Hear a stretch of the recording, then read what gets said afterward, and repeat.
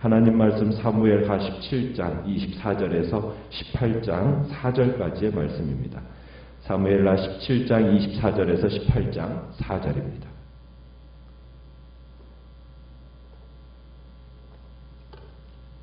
사무엘하 17장 24절입니다. 이에 다윗은 마하나임에 이르고 압살롬은 모든 이스라엘 사람과 함께 요단을 건너니라.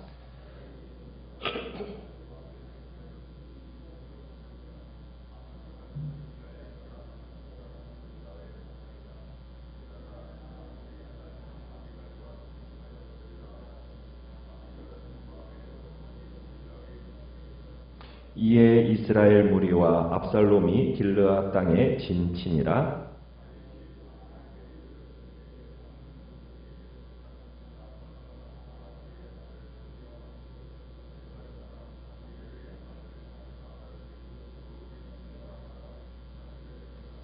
침상과 대야와 질그릇과 밀과 보리와 밀가루와 볶은 곡식과 콩과 팥과 볶은 녹두와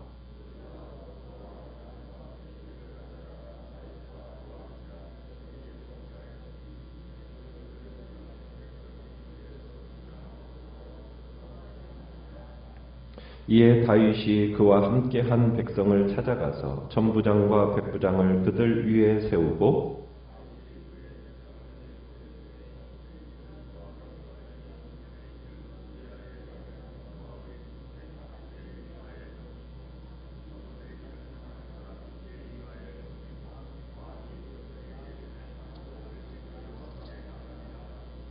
백성들이 이르되 왕은 나가지 마소서. 우리가 도망할지라도 그들은 우리에게 마음을 쓰지 아니할 터이요 우리가 절반이나 죽을지라도 우리에게 마음을 쓰지 아니할 터이라.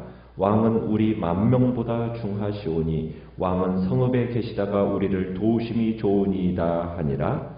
왕이 그들에게 이르되 너희가 좋게 여기는 대로 내가 행하리라 하고 문 곁에 왕이 섬에 모든 백성이 100명씩 1000명씩 대를 지어 나가는지라. 아멘.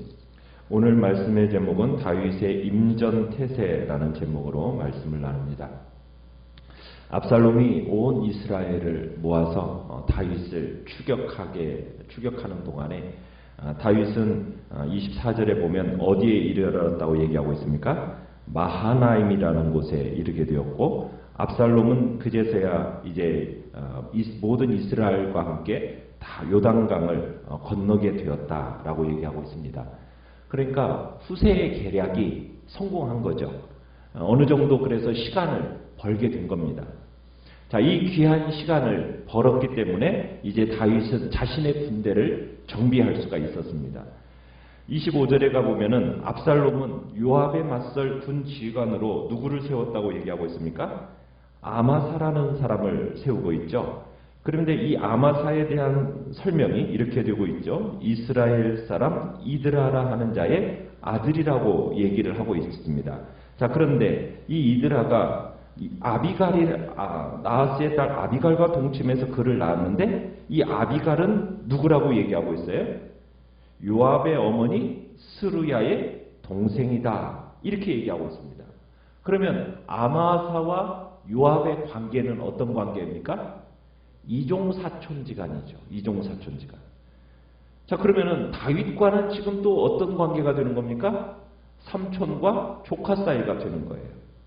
그러니까 지금 전쟁을 벌이는데 삼촌과 조카가 서로를 상대로 전쟁해야 하는 그런 상황인 겁니다. 아주 좋지 않은 상황인 거죠. 그러면서도 또한 이 전쟁에서의 양편의 수장은 누굽니까? 다윗의 친척이라는 사실이 참 안타까움을 더하게 하는 겁니다. 그러면서 이제 26절에 가보면은 이제 압살롬이 군대를 이끌고서는 길르앗 땅에 진을 칩니다. 이제 암몬 접경 지역까지 지금 다윗의 피난 행렬이 이어졌는데 거기까지 지금 추격해 오게 된 거죠. 자, 마하나임에 머물고 있는 이 다윗에게 27절에 보면 3명의 유지가 군사들에게 먹일 음식물을 가지고 찾아옵니다. 그 사람들을 27절에 소개를 하고 있는데 누구누구를 소개하고 있습니까? 암몬 족속에 속한 라밧 사람 나하스의 아들 소비, 그 다음에 로데발 사람 암미엘의 아들 마길, 그 다음에 로글림 길르앗 사람 바르실레. 그래서 이 사람들이 다윗 일행을 영접하러 나왔다라는 겁니다. 이 사람들은 참 대단한 재력을 소유한 자들이었습니다. 그래서 이들이 방문하면서 이제 다윗이 필요로 하는 어떻게 보면 모든 군수물자가 이들을 통해서 채워지게 되는 거죠. 거기에서 28절에 보면 참 여러 가지를 많이 이렇게 나열을 해놓고 있어요. 이런 것들을 가지고 와서 다윗과 그와 함께한 백성들을 공개했다라는 겁니다. 어떻게 보면은 다윗과 그의 일행들은 예루살렘을 급히 빠져나오느라고 아무것도 챙기지를 못했어요. 그런 다윗 일행에게 이들이 지금 가져온 음식은 어떻게 보면 옛날에 하나님이 이스라엘을 광야에서 만나로 먹이신 것 같은 일을 연상케 만드는 그런 장면입니다. 자, 이 사건을 통해서 참 하나의 아이러니가 형성되는데 그건 뭐냐면 다윗이 낳은 아들은 자기를 죽이려고 합니다. 그죠? 자기가 낳은 아들은 자기를 죽이려고 해요. 그런데 이 사람들은 어떻게 보면 이방인들이에요. 그런데 이방인들은 다윗에게 충성을 하고 있습니다. 참 이런 사실이 참 마음을 안타깝게 만들어요. 지금 여기서 나하스의 아들 소비라는 사람은 어떻게 보면 다윗에게 충성을 맹세한 암몬 왕입니다. 암몬 왕. 여기서 또 마길이라는 사람은 누구냐? 요나단의 아들 무비보셋을 돌봐줬던 사람이 바로 이 마길이에요. 그러니까 아마도 다윗이 이 무비보셋을 극진히 대해준 것에 대한 감동이 이 마길에게 있었던 것 같아요. 그래서 다윗을 향하여 이런 극진한 대접이 있었던 것 같아요. 또한 바르실레에 대해서도 이 바르실레의 자비로움이 얼마나 컸던지 다윗이 훗날에 이 바르실레에게 뭐라고 얘기하느냐? 나하고 같이 예루살렘에 같이 가서 살자. 내가 너에게 정말 죽을 때까지 너를 돌봐주겠다 하면서 정말 이 바르실레를 향해서의 그 충성됨을 인정했던 부분이 바로 이 다윗의 마음이었습니다. 그러니까 사울 왕가에 대한 이 사람들의 충성도 있었지만 다윗에게 대한 충성하는 마음들을 가진 인물들이 오늘 본문에 나오는 사람이라는 거죠. 자, 이들의 충성이라는 것은 무엇입니까? 부귀 권력 때문에, 부귀 영화 때문에 지금 이것을 충성을 하는 건가요? 그런 게 아니죠. 어떻게 보면은 진심과 인내에서 나오는 충성이라는 것을 우리가 보게 됩니다. 그러니까 베냐민 지파의 유력자로 위기에 처한 다윗을 저주했던 시므이와는 전혀 다른 인물이라는 것을 우리가 보게 돼요. 그러니까 이 사람들의 마음은 참 변함없는 초지일관, 신실하고 정직한 사람이라는 것을 우리가 보게 됩니다. 자, 그래서 이 다윗이 마하나임에 머무르는 동안에 이 암몬의 유력자들, 길르앗 야베스의 유력자들, 이 사람들로부터 지원을 받게 됐다는 것이 이제 우리가 보는 내용입니다. 자, 그러면서 18장으로 넘어가면, 자, 길르앗에 진을 친 이 압살롬 군대와의 싸움을 앞두고서는 마하나임에서 이제 다윗이 왕의 위협을 회복을 합니다. 그러면서 자신을 따르는 이 백성들을 이제 공격적인 조직으로 전환을 하게 돼요. 그래서 18장의 1절에 보면은 백성들을 이제 찾아가 가지고 계수를 하고 그리고서는 그 위에다가 1000부장, 100부장을 세워요. 그리고는 군대를 몇으로 나누고 있습니까? 셋으로 나누고 있죠. 3분의 1은 누구 휘하에? 요압의 휘하에. 3분의 1은 스루야의 아들 동생, 요압의 동생 아비새의 휘하에. 또 3분의 1은요? 가드 사람 이때의 휘하에 붙입니다. 그러면서 이제 압살롬의 반역 세력과의 전면전을 이제 대비하게 되는 겁니다. 우리가 여기서 관심 가는 사람 한 사람이 누구냐면 블레셋 사람, 어떻게 보면 가드 사람 이때입니다. 이 사람은 이스라엘 사람이 아니에요. 블레셋 사람입니다. 어떻게 보면 블레셋 사람으로서 이스라엘과는 어떤 관계입니까? 철천지 원수 관계지요. 그런데 이 블레셋 사람인 이 가드 사람 이때는 어떻게 보면 다윗의 인격의 감화를 받아서 지금 블레셋을 떠났고 그리고는 지금 다윗의 부하가 되었습니다. 그러니까 이 이때라는 사람 블레셋 사람들로부터는 어떤 대접을 받았겠어요? 많은 비난을 받고 블레셋에서의 모든 특권을 잃어버렸습니다. 그러면 이스라엘 백성들 사이로 들어왔을 때는 제대로 된 대접을 받았겠습니까? 대부분 그렇지 못하죠. 이방인으로서의 어떤 차별과 무시를 받았을 것입니다. 그런데 지금 이때에게 있어서 중요한 것은 무엇이었기 때문에 이 다윗 밑에 와서 지금 다윗을 섬기고 있는 것입니까? 하나님의 말씀이 중요하다라는, 위대하다라는 것을 알았고, 하나님 나라의 장래에 대해서 이것이 더 중요하다라는 것을 알았기 때문에 지금 이때는 모든 것을 포기하고 지금 다윗을 따르고 있는 겁니다.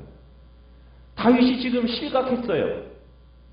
그러면은 다윗을 따를 만한 명분이 없을 수도 있다는 얘기입니다. 자기의 고향 블레셋으로 돌아갈 수도 있었어요. 그럼에도 불구하고 끝까지 다윗을 호위하면서 그 호위를 자처하면서 이스라엘을 회복케 하는 그 전쟁에 참여를 합니다. 전에 봤지만은 다윗이 돌아가라고까지 얘기를 했어요. 그럼에도 불구하고 끝까지 다윗을 쫓아가요. 결국 다윗이 이때를 3분의 1을 지휘하는 장군으로서 이제 임명을 하게 됩니다. 하나님의 나라는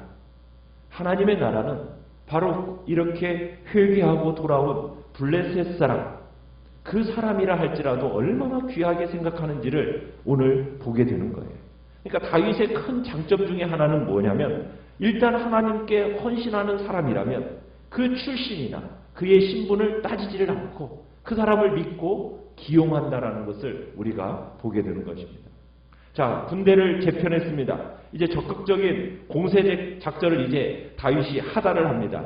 자, 그런데 이 이스라엘의 사활이 달린 아주 중요한 이 전쟁에 다윗이 어떻게 하겠다고 얘기하고 있습니까? 직접 나도 반드시, 2절에 보면 나도 반드시 너희와 함께 나가리라. 그러면서 다윗도 이제 이 전쟁터에서 뭐 하겠다고요? 함께 참여하겠다라는 거예요. 그러면서 자신이 스스로 전의를 불태우면서 지금 비장한 임전의 분위기를 고조시키고 있습니다. 어떻게 보면 다윗의 마음에는 자신의 과오를 되돌리고 싶은 그런 바람이 있었던 거예요.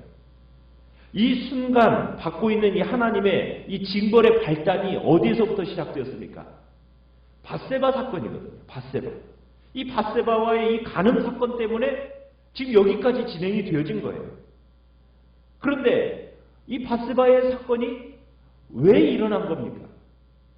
자기가 이스라엘의 왕으로서 직접 군대를 이끌고 전쟁터에 나가야만 했던 그 시점에 다윗은 그렇게 하지 않았어요. 뭐 했습니까? 후방에서 관망하면서 낮잠 실컷 자다가 결국에는 어떤 일이 일어난 겁니까? 결국에는 죄를 범하게 된 거예요. 왕이 출전해야 할 그 전쟁의 자리에 자신이 출전하지 않음으로 말미암아 이 사건을 경험했다라는 것을 지금 다윗은 그 마음속에서 깊이 회개하는 마음이 있는 겁니다. 그래서 이번만큼은 나도 이 전쟁에 참여하겠다. 나도 이 순리를 따라서 이 전쟁에 참여해서 진행시켜 나가겠다. 내가 있어야 할 곳은 어디인가? 전쟁하는 자리다. 이 마음을 생각하면서 내가 있어야 하지 않아야 할 곳과 있어야 할 곳이 어떤 것인지를 생각하면서 내가 죄를 지었던 부분에 대한 회개하는 마음과 함께 내가 다시 한번 이제 이 전쟁터에 참여하겠다라는 전의를 다지고 있는 겁니다. 그러니까 우리의 인생 속에서 주어진 환경에 최선을 다하며 살아가는 것이 죄를 방지하는 길이에요. 그러니까 나태함과 게으름이 결국 죄와 많은 어떻게 보면 죄 짓는 유혹의 길로 들어가는 모습이라는 거죠. 그래서 우리가 죄를 방지하는 정말 제일 효과적인 방법은 무엇이라고요? 나의 삶에 참으로 주어진 환경에서 최선을 다하면서 살아가는 삶이라는 겁니다. 자, 그런데 지금 다윗이 전쟁터에 직접 나가겠다고 하니까 백성들은 지금 3절에 보니까 어떻게 하고 있습니까? 나가지 말으라고 만류하고 있습니다. 그러면서 다윗이 절대로 전쟁터의 모습을 드러내면 안 된다는 거예요. 여러분, 이 말에는요, 전곡을 찌르는 말이 있어요. 압살롬의 전략가였던 아히도벨이 뭐라고 얘기했었습니까? 다윗만 죽이면은 이 전쟁은 끝이 납니다. 그러면서 자기가 계략을 세웠던 것이 12,000명만 주면 내가 즉시 쫓아가서 다윗 하나 죽이고 돌아옵니다. 그러면 백성들이 다 돌아올 것입니다. 이 말이 얼마나 효과적인 말이었는가, 정말 정확한 계략이었는지를 보여주는 이야기예요. 그러니까 이 전쟁은요, 유난히 우두머리를 표적으로 삼는 전쟁이라는 얘기입니다. 두목만 딱 제거하면 끝나는 싸움이에요. 그래서 왕을 죽이는 게 목적이에요. 결국 다윗을 죽이든가 압살롬을 죽이든가 둘 중에 하나만 죽이면 어떻게 돼요? 전쟁은 끝이 나게 되어 있는 거예요. 그러니까 압살롬의 군대는 오직 어디에만 표적을 삼겠어요? 다윗 한 사람, 오직 그 한 사람에게만 표적을 삼는다는 얘기입니다. 거기다가 지금 숫자적으로도 어디가 더 유리합니까? 압살롬이 유리하죠. 다윗은 불리한 상황입니다. 어떻게 보면은 다윗이 출정하는 것은 지금 패배를 자청하는 행위라는 거예요. 군사들이 어느 지역에서 싸우더라도 이 지금 늙은 왕에게 신경 쓸 수밖에 없는 거예요. 왜? 이 왕이 죽으면은 전쟁이 끝나버리니까 이거 전투 장소에 함께 한다라는 것이 도리어 자기들에게 더 해가 된다. 이렇게 지금 얘기를 하고 있는 겁니다. 우리가 도망친다 해도 이 사람들은 우리에게 마음을 두지 않는다는 거예요. 오직 누구에게만 마음을 두는 거예요. 다윗 한 사람에게만. 그래서 다윗의 군대 규모가 지금 압살롬의 군대를 막아내면서 왕까지 보호할 정도의 그런 여유가 없다라는 겁니다. 그러면서 이제 전쟁터로 떠나는 군인들이 다윗에 대해서 생각하면서 뭐라고까지 얘기하냐면 3절에 그렇게 얘기해요. 왕은 우리의 몇 명보다 중하시오니 만 명보다도 중하시오니 하면서 이 다윗의 목이 얼마나 값진 트로피인가를 잘 표현해주고 있는 겁니다. 군인 10,000명의 목숨보다도 누구 한 명의 목숨, 다윗의 목숨이 더 값진 전리품으로 간주되는 것이니까 지금 당신은 우리와 함께 가면 안 됩니다. 그러니까 참 아히도벨이 얼마나 이 계략을 정말 잘 세웠었는가 그걸 보여주는 거예요. 왜냐하면 다윗만 제거되면은 더 이상 이 압살롬의 통치에 대항해서 싸울 명분이 없어지니까 모든 사람들이 그냥 전쟁만 멈추고 각자 돌아가게 되거든요. 그래서 지금 여기서 자신의 군대들 중에 10,000명보다도 더 어떻게 보면은 가치 있는 목숨이 당신의 목숨입니다. 하면서 지금 압살롬에게 다윗에게 지금 이 전쟁에 참여하지 못하도록 얘기하고 있는 겁니다. 참 여기서 다윗 병사들의 또 충성스러운 마음이 아름답다라는 것을 우리가 다시 한번 느끼죠. 우리는 죽어도 괜찮지만 꼭 임금님만은 사셔야 된다라는 그 마음을 봅니다. 참 병사들의 충정 어린, 감동 어린 그런 호소에 이제 다윗이 설득이 되어져 가지고 자신은 이제 후방에 있기로 하게 됩니다. 그러면서 이제 4절에 보면은 자신을 위해서 목숨을 내걸고 싸우러 나가는 군대에 패가 될 수 있다라는 이런 생각에 이제 결국에는 다윗이 못 이긴 척하면서 자신은 출정하지 않고 1,000명, 100명 항우를 지어가는 이 백성들을 배웅하는 것을 보게 되는 겁니다. 참 이 다윗과 이 다윗 진영의 백성들 군사들의 분위기가 어떻습니까? 정말 그 백성들의 마음이 하나가 될 뿐만 아니라 서로를 향한 자기 목숨을 내어놓으려는 그 충정 어림이 참 아름답지 않습니까? 참 그러면서 다윗은 생각을 하는 거예요. 왜 이렇게 어려움이 나타나게 되었는가? 왜 그랬겠어요? 자신이 압살롬의 마음을 잘 어루만져주지 못한 것에 대한 또 이런 일이 벌어졌다는 것을 스스로 또한 생각합니다. 또한 압살롬을 위시해서 다윗에게 불만이 있었던 많은 사람들이 지금 다윗의 반대편에 서 있어요. 자, 그런데 다윗은요, 이 사람들에 대해서 적의로 그리고 막 분노로 반응하지 않습니다. 압살롬의 문제는 누구의 문제였다라는 거예요? 자신으로부터의 문제였다라는 사실을 철저히 하나님 앞에서 돌아보면서 이제 다윗은 지금 올바른 생각, 올바른 행동으로서 반응하고 추구해 나가는 것을 오늘 우리는 보게 되는 거예요. 우리의 삶의 위기가 찾아오면 그 위기의 해결은 어디에서부터 출발하는 걸까요? 주위 사람들의 마음을 얻는 데서부터 출발하는 겁니다. 주위 사람들의 마음을 얻는데 그 얻는 것이 중요해요. 철저히 하나님 앞에서 자신을 겸허하게 돌아보면서 내 생각, 내 행동을 바르게 추구하는 것이 중요하고요. 그러면서 늘 자신을 하나님 앞에서 돌아보면서 사람들 앞에서 투명한 영성을 참으로 소유하는 것이 중요합니다. 그리고 그렇게 살아갈 때 다른 사람들로부터 마음을 얻을 수 있는 그런 길이 열려진다는 것을 우리에게 이 지금 다윗을 통해서 우리에게 보여주고 있는 것이죠. 오늘도 우리 한날 늘 우리 자신을 주님 앞에서 돌아보시면서 사람들 앞에서 나의 이 영성을 투명하게 정말 하나님 앞에서 내 갈 길들을 다시 한번 확인하고 무엇보다도 중요한 것은 사람들의 마음을 얻는 것이다라는 사실을 확인하면서 오늘도 사람들의 마음을 얻는 복된 자리에 우리 모두가 있기를 간절히 축원합니다. 오늘 말씀을 합니다.